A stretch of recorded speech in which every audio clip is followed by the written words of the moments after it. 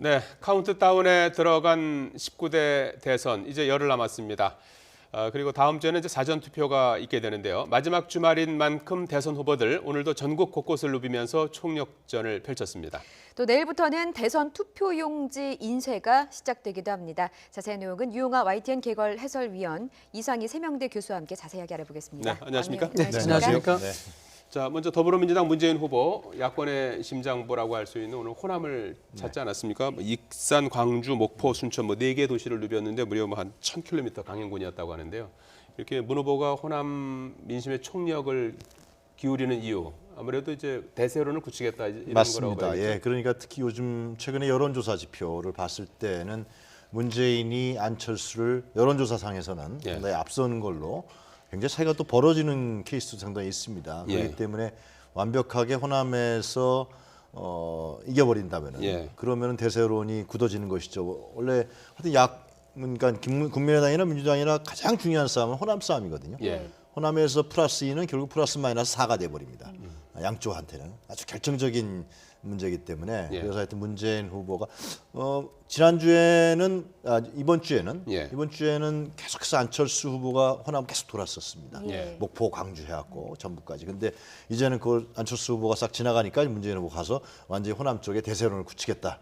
그런 유세 전략이라고 볼 수 있습니다. 호남에 대한 투표 가치가 굉장히 높이 올라간다 봐야 되겠죠. 방금 유 의원님께서 말씀하셨다시피 호남이 대단히 전략적인 지역으로 되고 있습니다. 그렇기 때문에 이제 아주 산술적으로 가볍게 계산한다 그러면은 호남이 역대 선거에서 이렇게 균열이 된 적이 없다라고 봐야 됩니다. 왜냐 그러면은 소위 말하자면 시쳇말로 몰표를 받은 지역이 이제 호남 지역인데 지금은 문재인 후보와 안철수 후보로 양분이 되어 있습니다. 이렇게 되어 있으니까 어느 쪽이 주자가 많이 호남표를 가져가 있냐 이것이 승패의 결정적 요인이 될 수밖에 없거든요. 여기에 대해서 문재인 후보는 호남에 대해서 안철수 후보의 약진을 막아야 되는 그런 입장입니다.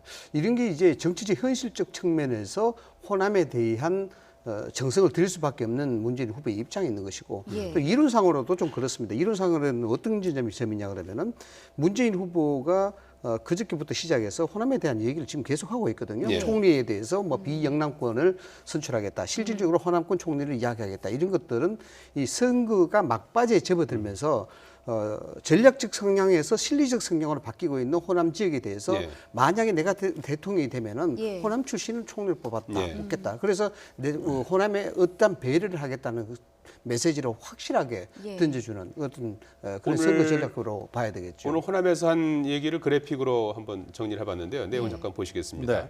그동안에 사실 문 후보는 이른바 호남 홀드론에 휩싸이기도 하지 않았습니까? 오늘 호남에서는 영남 출신인 만큼 호남을 중용하는 대탕평 인사를 할 것이다.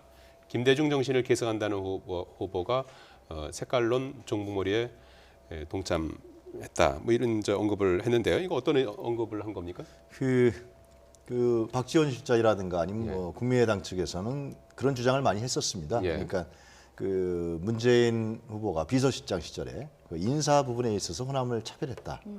그래서 최근에 참여정부 인사들이 다른 데이터를 들고 나와서 노무현 정부 때 이렇게 많은 사람의 호남 인사를 우리가 썼다. 이렇게 또 주장하기도 했었거든요. 그래서 지금 상당히 갑론을박 공방이 이루어지고 있는 상황인데요. 결국 저 문재인 후보는 지난 총선 때 사실상 호남에서 사실 완패했다고 해도 과언이 아니지 않습니까? 국민의당에서 호남 의석수를 다 석권했기 때문에 거의 대부분을. 그래서 그 측면이 굉장히 아픈 부분으로 자리 잡고 있는 것이죠. 그래서 이번에는 대선에는 그러지 말아야 되니까 그 문제에 대해서 아주 총력을 기울이는 거 있는데요. 실제로 제가 좀 취재를 해보니까 국민의당 관계자들도 전에 같은 경우는 좀 뭐 7대3, 8대2까지를 주장했었는데 어차피 호남은 국민의당이기 때문에 또 반문재인 정서가 실제로 이런 호남 홀대로이라든가 이런 정서 속에서 강하기 때문에 최근에 와서 좀 이 여론조사가 굉장히 여론조사의 그 어떤 그 실현 가부를 떠나서 선거날에 굉장히 그 안철수 지지자들이라든가 호남의 어떤 사람들에게 위축감을 많이 주고 있다.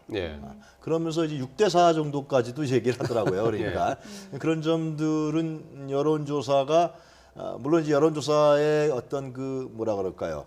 정확도라든가 선거하고 다른 측면도 많이 있습니다. 그거는 뭐 지난 총선도 그랬고 미국의 선거에서도 여론조사 완전 틀렸었잖아요. 그러나 여론조사가 나오면서 자꾸만 벌어지니까 이거 안 되는 거 아니야? 그러면서 위축감을 주는 이 안철수 캠프나 지지자들에게 이런 부분도 상당히 영향을 좀 주고 있는 것 같아요. 그 일리 있는 말씀이시고요.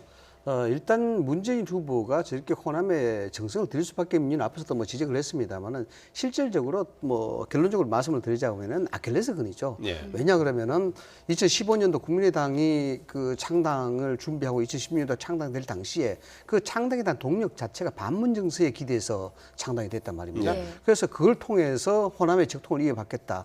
박지원 전 대표를 위시해서 박지원 대표가 이제 호남의 어떤 하나의 결속력을 보여주는 형태로 국민의당이 만들어졌다. 예. 이런 겁니다. 그렇기 때문에 문재인 후보 입장에서는 이 부분을 넘어서지 않고서는 도저히 안 된다는 것이죠. 오늘 나오는 워딩 그 자체도 그 이야기가 김대중 정신을 이어받은 사람이 종북물에 앞장서고 있다. 뭐 이런 내용 자체가 안철수 후보를 직접적으로 겨냥한 것이거든요. 예. 그러니까 호남 홀더라는 게 그거 아니겠습니까? 반문 정서라는 것이 호남에서 많이 비롯되듯이 당시에 열린당 시절에 노무현 대통령 집권 시절에 뭐 인사에 대한 소외, 예산에 대한 소외, 예. 뭐 이런 것들을 다시 한번 각인시켜주는 뭐 이런 어떤 국민의당 전략을 사전에 뭐 제거하겠다 이런 측면으로 이제 해석을 할 수가 있는 거죠. 네, 자 그런가 하면 국민의당의 안철수 후보는 오늘 이 충청권을 공략을 했습니다. 사실 국민의당이 창당도 충청도에서 하고 대선 후보 경선을 뽑을 때도 마지막 경선지가 충청 아니었습니까? 그런 측면에서 충청지를 공략을 한다는 것은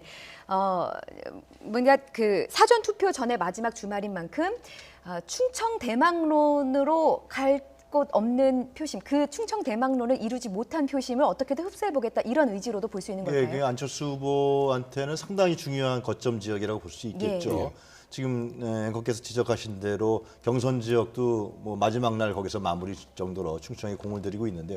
특히 이제 반기문 전 청장을 이제 주미 외교 특사로 보내겠다 그런 얘기를 예. 공공연하게 또 얘기하고 있지 않습니까? 또 반딧불 쪽에서 지지선을 한 것도 알고 있고요. 충청은 안철수 후보가 지금 정치적으로 방향을 갖고 있는 중도 성향, 정치적 중도 성향에 상당히 근접하는 지역입니다. 그렇기 때문에 안철수 후보 입장에 봤을 때는 충청 지역을 상당히 표를 리드할 수 있는 그런 유리한 곳이다. 이렇게 해서 충청 지역에도 상당히 공을 들이고 있는 것으로 보입니다. 네. 그 안철수 후보의 입장에서 이렇습니다. 충청권의 민심을 어떻게 보느냐 하면은 반기문 총장이 선거에 후보로 대두될 당시 충청권은 상당한 결속을 보여주었습니다. 예. 충청 대망론이라서 예. 충청권이 이번에서는 정권을 가져올 수 있다라는 그런 차원에서 대단히 결속력을 보여줬는데 반기문 총장이 떠나면서 이 예. 부분이 와해가 돼버렸거든요. 그러나 그에 대한 정서 자체가 곧바로 문재인 후보 쪽으로 가기가 좀 애매모호한 그런 상황입니다. 예. 그래서 일각에서는 반문재인 정서가 어느 때보다도 구체적이지는 않지만은 강하게 형성된 곳이 충청 지역이다. 예. 이렇게 이야기를 하는 겁니다. 그래서 충청 지역이 반기문이 빠진 만큼 그에 대한 공백을 채워줄 사람,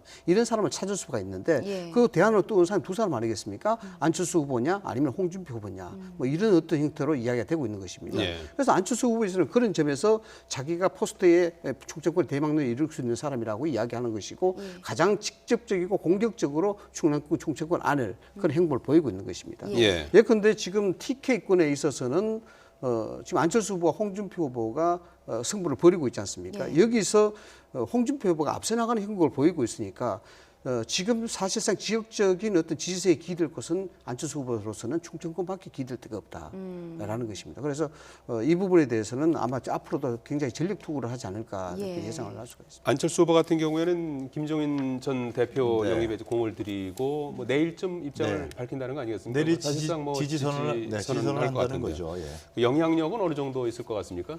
좀 며칠 좀 앞당겨서 갔으면 더 컸을 거다라는 생각이 좀 드는데요. 그런 얘기를 이제 좀 하더라고요. 예. 분들인데 하여튼간에 그러나 하여튼 김종인 전 대표가 안철수 후보와 함께 함으로 인해서 좀 안철수 후보가 갖고 있었던 정치적 불안정성 이런 부분들을 많이 이제 좀 커버해주는 예. 김종인 전 대표가 갖고 있는 안정성이라든가 이런 부분에 있어서 그런 부분들이 플러스 효과가 될 거라고 생각이 들고요. 또 중요한 것은 이제 김종인 전 대표가 갖고 있는 중도 보수층들의 어떤 영향력이 실제로 안철수 후보에게 향할 수 있는 하나의 중요한 터닝 포인트가 되는 거로 또 이제 국민의당 측에서는 얘기를 하고 있더라고요. 예. 그리고 이제 저는 이제 내일 가요 이제 김종인 전 대표가 무슨 얘기를 하냐가 중요한 건데요. 결국 이제 내각 구성권을 받았다 이렇게 지금 얘기하고 있지 않습니까? 그러니까 개혁 공동정부 준비위원장 예. 정확한 명칭이요.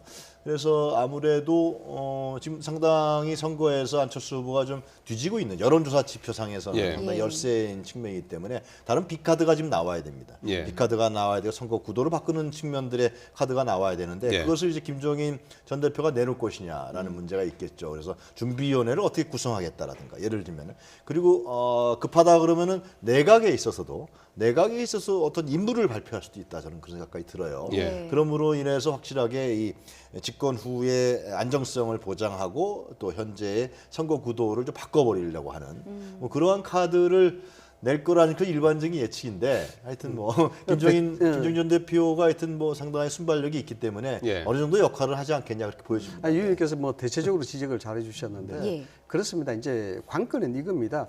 김종인 전 대표가 와서 어떤 역할을 할 것이냐 예. 이 문제입니다. 첫 번째로 이 대중성을 보자 그러면 김종인 전 대표는 대중성이 없습니다. 예. 그래서 대중성을 가지고 안철수 후보에게 도움을 줄 것이다. 이건 좀 난센스다 이렇게 봐야 되겠죠. 그러나 지적하셨다시피 김종인 대표가 좀 골든 크로스를 지나칠 때 그때 왔으면은 타이밍이 그때가 적절한데 왜 이제 와서 그러겠느냐라는 부분인데 물론 그것까지도 계산했다고 저는 생각을 합니다. 예. 그러면 뭘 할 것이냐에 대한 부분인데 안철수 후보가 이야기하기 힘든 부분들을 이야기할 것이다 이겁니다. 유 의원님 생각하고 좀 맥락을 같이 하는 부분인데 이야기- 결국 김종인 예. 전 대표가 와서 어떤 이야기를 쏟아낼 것이냐, 예. 그러니까 직접적인 공격을 문재인 후보를 어떤 식으로 할 것이냐에 대한 문제입니다. 예. 뭐 내각이 제한 구성, 통합정부에 대한 구성 이것도 좋지만은 궁극적으로 이야기하고 싶은 게 실질적으로 개헌을 하기 위한 예. 연대정부, 연립정부 뭐 이런 부분들을 강하게 치고 나갈 가능성이 높다라는 부분이고 그다음 두 번째는 문재인 후보에 대한 직접적 체험자 아니겠습니까? 예. 직접적 체험자니만큼 거기에 대한 직접적 공격을 할 수 있는 그런 저격수로 나설 수도 있다는 대타적 말씀이신가요? 역할 예. 이런 부분을 할 가능성이 굉장히 높다 이렇게 봐야 되겠죠. 자, 오늘 그리고 홍준표 후보 찬양 결혼식을 했다고 그래요. 네. 근데 안 갔죠. 예, 네. 선거 유세 때문에 이제 아들 결혼식에 이제 불참하고 영상 편지로 대신했다고 하는데요. 잠깐 그래픽 보시겠습니다. 미안한 마음을 영상 편지로 했다고 하고요. 축의금이나 화환은 뭐 일단 사절했다고 그래요. 네. 예. 하여튼 그 굉장히 열심히 한다는 모습을 우리 국민들에게 보여주려고 하는 것 같은데요. 예. 참 차남은 좀 어떻게 보면 아버지 참석 안 하고 결혼식에 좀 안타까운 측면이 있습니다. 이 대선 정치인의 이 아들이나 딸들은 결코 행복하지가 않아요. 하여튼 뭐 제가 여담입니다만은. 예. 네. 오늘 결혼식 불참하면서 찾아간 곳이 PK 지역 아니겠습니까? 김해, 울산 지역에 있는 대선 후보로 확정된 이후에 네 번째라고 하고요. 그렇죠. 열흘만 있으면 판이 뒤집힐 것이다 하면서 자신감을 드러냈다고 하는데 어떤 상황인가요? 네, 홍준표 후보에 대한 부분은 관심이 꽤 높습니다. 언론 학자들도 그 소통 방식에 대해서 관심을 많이 갖고 있는 입장인데요. 취할 건 취하고 버릴 건 버리겠다. 아주 간결한 움직임을 보이고 있습니다. 메시지도 그렇고 나한테 결코 도움이 안 되는 쪽에 대해서는 구애도 하지 않고 바라보지도 않겠다. 예. 그리고 내한테 표에 도움되는 쪽만 이야기하겠다. 이런 스탠스를 완전히 확고하게 그렇게 가져가고 있습니다. 어제 토론에서도 그런 모습을 많이 보여줬고요. PK 지역에 공을 들인 이유는 간단하죠. 경남지사였기 때문에 이 부분에 대해서 동력을 회복하고 동력을 얻지 않으면은 예. 본인의 어떤 그 위상에도 좀 문제가 있는 것 아니겠습니까? 그리고 PK 쪽이 보수 진영이긴 합니다만은 TK 지역과는 결이 다른 지역입니다. 예. 결이 조금 다르기 때문에 PK 지역에서 소위 홍준표 지사가 지지를 얻게 되면은 보수의 후보로서 정통성을 그대로 인정받는 그런 계기가 될 수 있어요. 예. 그것이 전이현상으로 PK와 TK 쪽으로 이어지고 예. 이 TK가 충청권으로 이어지고 수도권으로 이어지게 되면은 소위 홍준표 후보가 이야기한 동남풍이 완성이 되는 겁니다. 예. 그렇기 때문에 오늘 뭐 애들 결혼식까지도 예. 참석하지 않으면서 PK 지역에 공을 들일 수밖에 없는 이유가 그게 있지 않느냐 이렇게 봅니다. 예. 그리고 TK 지역의 경우도 사실 홍준표 후보가 대통령 선거 출마 선언을 한 것도 대구 서문시장 아니었습니까? 네. 그렇기 때문에 이 지역에서 TK 지역에서 표가 많이 나올 것이다. 내가 여기 한두 번 더 가야 된다. 이런 의지를 보였다고 해요. 앞으로 여기에 집중할 그러니까 것 같습니까? 지금 예. 홍준표 후보 쪽에서 좀 고무되어 있는 것은 예. 왜 그러냐 하면요. 중도 보수 세력이 홍준표 후보한테 가 있지는 않습니다. 예. 여러 가지 뭐 대통령 자질 문제도 있고 예. 그리고 이제 사실상 국정농단의 그 정당인 이 이름 바꿨습니다만 자유한국당 예. 그런 거 부분에 대한 어떤 민낯도 강하지 않습니까? 거기서 나온 후보이기 때문에 중도 보수 세력은 쉽게 안 갈 거라고 생각하는데 현재 이제 그 정통 보수 세력 TK를 중심으로 하건 과거 박정희 때 이 세력이 홍준표 후보한테 그래도 좀 그 TV 토론 때 사이다 발언을 굉장히 많이 했잖아요. 아주 예. 속시한 발언을 했단 말이에요. 보수층 입장에서 봤을 때는. 본인은 홍카콜라라고. 예, 하여튼 그래서 그런 부분들이 이제 정통 보수층들이 예. 이제 좀 마음을 좀 주는 거 아니냐. 그래서 아마 홍준표 후보가 좀 고무돼 있는 것 같아요. 그래서 이제 이런 전략적 투표, 예를 들면은 홍찍문인가요? 이런 문제들. 그래서 보수 세력이 이제 반문재인 정서가 강하기 때문에 홍준표 찍으면은 문재인이 된다. 이런 부분들을 좀 뭐라 그럴까 상쇄시킨다 그럴까요? 이런 측면에서 좀 TK 지역을 중심으로 한 정통 보수 세력이 좀 움직이고 있다. 아마 그렇게 자체 분석을 하는 것 같아요. 그러나 하여튼 이것이 과연 5월 9일 날까지 이어질지, 과연 선거 투표장에 가서 어떻게 될지는 좀 지켜봐야겠죠. 홍준표 후보가 또 대립각을 세우고 있는 대상 중에 하나가 강성 귀족 노조라는 주장을 많이 하고 있어요. 그래서 어제 TV 토론에서도 마찬가지였는데요. 잠깐 들어보시죠. 어느 게 더 중요합니까? 재벌 개혁이 중요합니까? 우리 강성 귀족 노조들의 어떤 이기주의 그게 더 중요합니까? 둘 다 중요하지만은 제가 경제 위기의 본질은 강성 귀족 노조로 봅니다. 지금 문 후보는 귀족 노조에 얹혀가지고 3% 노조를 위해서 지금 정치 활동을 하고 있잖아요. 홍 후보님은 주적이 노조입니까? 주적이 노조예요? 난 주적으로 이야기한 적 없습니다. 주적 이야기 못한 사람은 저분이 있지 않습니까? 북한이 주적인데도 주적 이야기 안 하는 사람 저분이 홍 후보님처럼 강한 노조 때문에 망했다고 하면 우리보다 노조가 강한 독일은 진작에 망했어야 되고 독일은 스웨덴 그래, 불란서는 불합리한 일찍이 노조는 망했어야 되는데 아니죠. 그 독일은 노조가 그래, 강한 나라는 불합리한 지금 다 노조는 복지국가가 아니죠. 돼 있고 경제 위기에서 튼튼하게 버티면서 경제 발전하고 있어요. 무슨 궤변입니까 도대체? 궤변이 아니라 독일 궤변이 아니면 노조는 뭐예요? 가짜 뉴스지. 아니 말씀을 왜 그래 하세요? 예, 언성이 좀 높아지기도 했는데요. 여기에다 오늘은 촛불 민심은 좌파 단체가 주도한 민중혁명이다 이런 이제 발언도 했는데요. 강성노조라든지 이런 이제 좌우파 프레임 이런 부분에 대해서는 어떻게 보십니까? 프레임의 설정에 있어서는 홍준표 후보의 입장으로서는 당연히 해야 되는 그런 부분입니다. 그것이 진보와 보수의 양립적 구도로 가야만이 보수의 적동성을 이어받고 보수의 유일한 대우 후보로서 명분을 가질 수 있다. 이런 논리가 되겠죠. 어제 경제 토론을 봤습니다만 뭐 결론적으로 본다면 경제 위기는 다 같이 총론의 입장을 이야기하고 있으나 진보 보수 진영 후보 간에 각각의 다른 얘기를 많이 했었죠. 그러니까 원론적인 얘기에 그쳤다 저는 그렇게 평가합니다. 홍준표 후보가 강성 노조 귀족 노조에 대해서 이야기하는 부분들은 일종의 보수 진영들이 가지고 있는 뭐 전체 다라고는 볼 수 없습니다만 카타르시스를 던져준다 이렇게 본 어떤 선거 캠페인의 일환이다 이렇게 봅니다. 물론 본질적 측면에서도 대한민국이 경제 역사의 재벌 중심의 산업혁명을 산업 시대를 끌어오면서 실질적으로 거의 대한 병폐 현상으로 강성 귀족 노조가 분명히 문제가 되는 사실이거든요. 뭐 기업이 해외로 간다든가 또 높은 임금 때문에 경쟁력이 떨어진다든가 뭐 이런 부분에 대해서 문제가 되어왔던 건 사실인데 그러나 이것이 정치적 논리에 함몰되면서 이 문제에 대해서 누구 하나 선뜻 그렇게 강하게 어필하는 사람이 없었습니다.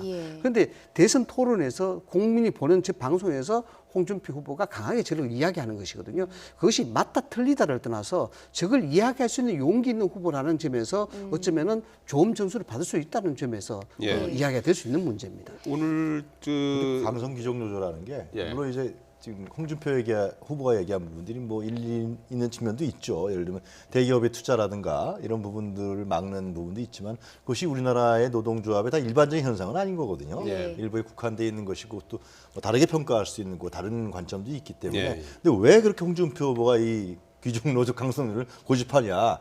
그것은 결국은 자기 자신의 정통 보수 세력을 그걸 안고 가겠다. 저는 뭐 여의도 연구소에서 몇 퍼센트 나왔다 뭐 그런 정치권에서 얘기가 있습니다만은 홍준표 후보의 목표는 현실적으로 봤을 때 15%가 아닌가 보여져요. 15%를 달성하냐 못하느냐. 그러니까 선거 비용을 다 보전받을 수 있는. 아니, 그거는 이제 실제로 자유한국당의 존립과도 굉장히 관계가 있는 것이죠. 물론 선거 비용도 있겠습니다만 그런 측면에서 이제 15%가 넘었다 그러면 이제 확실하게 우리는 뭐 탄핵을 당했던 당이지만 새롭게 출발할 수 있는 측면이 있다. 홍준표 후보로서도 정치적 리더십을 살릴 수가 있고요. 그런 점이 아마 제가 봤을 때 현실적인 목표가 있지 않냐. 그래서 자꾸만 그쪽을 강고하게 끌어들이기 위해서 이런 좀 일반적이고 보편적이지 않은 그런 강성 귀족 노조 발언들을 계속 고집하는 거 아니냐 그런 생각 듭니다. 득표율과 관련해서는 뭐 본인들은 다 된다라고 생각하고 있는 거니까요. 그 뭐 우리가 예단하는 일은 그렇습니다. 오늘 근데 약간 좀 발언이 논란이 되고 있는데요. 경남지사 퇴임식 날에 이제 시민단체들이 소금을 뿌렸었나 봐요. 그래서 이 도둑 X들이다 이런 이제 네. 그 원색적인 비난을 했는데 이런 거는 어떻게 뭐 좀 막말로 봐야 되는 겁니까?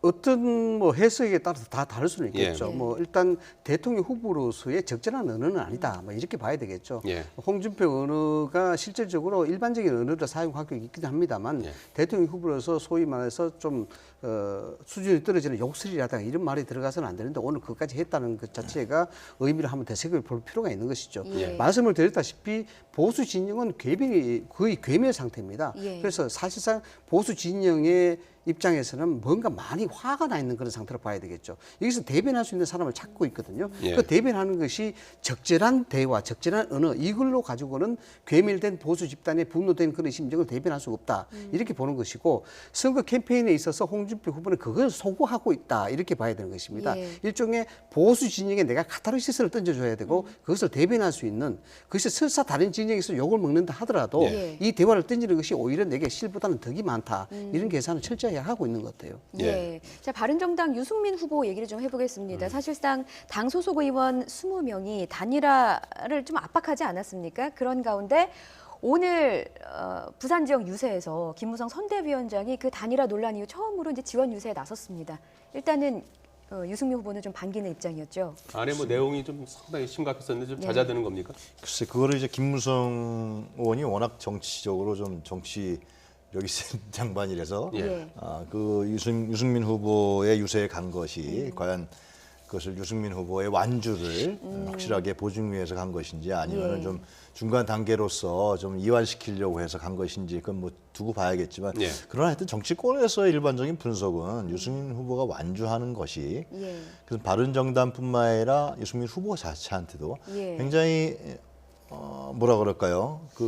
하여튼 굉장히 안 좋은 상황으로 가는 것이 아니냐라는 부분들이 지금 일반적인 예측입니다. 예. 특히 지지율이 심상정 후보보다 더 적게 나오고 있고요. 예. 바른정당 지지율도 지금 3~4%밖에 안 나오고 있지 않습니다. 예. 뭐 이은재 의원도 뭐 탈당한 상황이고 예. 뭐 기초 의원들 정말 탈당한 상황이기 때문에 과연 이런 식으로 갔을 때 바른정당과 유승민 후보가 정치적으로 어떤 생존력을 갖고서 이 회복이 가능할 거냐. 예. 라는 측면에서 봤을 때는 굉장히 안타까운 면이 많죠, 아주. 예. 토론회 때 보면 유승민 후보 진짜 컨테스트도 있고 말이죠. 토론도 잘하고요. 예. 자기 논리도 잘 피고 그런 훌륭한 정치인으로서 자질을 갖고 있는 분명하지만은 기본적으로 하여튼 박근혜 전 대통령의 비서실장이었다는 예. 문제, 예. 새누리당에서 나왔다라는 사람 문제, 또 거기서 또 배신자라는 또 얘기를 들었다는 측면, 예. 정통 여권층의 지지를 못 받고 있다는 측면, 예. 또 중도 보수층에서는 또 안철수한테 뺏기고 있다는 측면, 여러 예. 가지 복합적인 현상이 있기 때문에 예. 상당히 어려운 국면인데요. 과연 완주한다는 자체가 바른정당 의원들도 과연 그걸 계속 볼 수, 자기들 정치 생명에서 위협을 너무 받고 있기 때문에. 예. 예. 하여튼 저는 뭐 하여튼 안타까운 현상을 자꾸 심상정 보는 것 후보 같은데요. 네. 같은 경우에 상당히 지금 약진하는 걸로 나타나고 있지 않습니까? 네. 지금 뭐 잘하면 이제 뭐 10% 그렇죠. 이상도 해서 지금 추세라 선거 비용의 절반을 보전받는 수치 아니겠습니까? 어떻게 가능할 것 같습니까? 이번 대선에서 가장 뭐 실리적인 효과를 톡톡히 보는 후보가 심상정 후보를 봐야 예. 되겠죠. 예. 일단 심상정 후보는 TV 토론을 통해서 소위 말하는 자기의 실리적 효과를 많이 거뒀는데 그에 대한 장점이 골고루 가지고 있지 않습니까? 예. 일단 뭐 여러 가지 측면에서 아주 자유롭게 이야기할 수 있다는 그런 점에서 상대방 후보들보다도 훨씬 유리한 그런 입장이고 가장 궁극적이고 결정적인 요인은 저는 이렇게 봅니다. 결국 좌파 그리고 종북 뭐 이러한 부분에 있어서 통진당 해체가 가장 큰 그 요인이었지 않느냐 이렇게 예. 봅니다. 그것은 왜냐 그러면은 통진당으로 하여금 통진당 해체되기 전까지는 실질적으로 보수 진영이라든가 일반 진영에서는 여기에 종북이다 좌파다 해서 상당히 거의 터부시하고 예. 여기에 대해서 뭔가 모르게 거리감을 두는 그런 기류가 강했거든요. 예. 그러니까 통진당 해체되면서 여기에 대한 기류가 많이 잦아들었습니다. 그런 차원에서 진보 정당의 정의당 후보 심상정 후보가 나온 거거든요. 여기에 대해서 그에 대한 소위 말하자면 그에 대한 부담이 많이 줄어드는 이런 것들이 심상정 후보가 토론을 하고 여기에 대해서 여러 가지 진보적인 정책을 내고 이런 데 대해서 스며드는 그런 저항감이 없어지는 이런 부분들이 심상정 후보의 지지도를 올리는 아주 기본적인 요인이 아닌가 저는 그렇게 봅니다. 예. 자, 말씀 잘 들었습니다. 유용화 YTN 개관 해설위원 이상희 세명대 교수였습니다. 두 분 고맙습니다. 고맙습니다.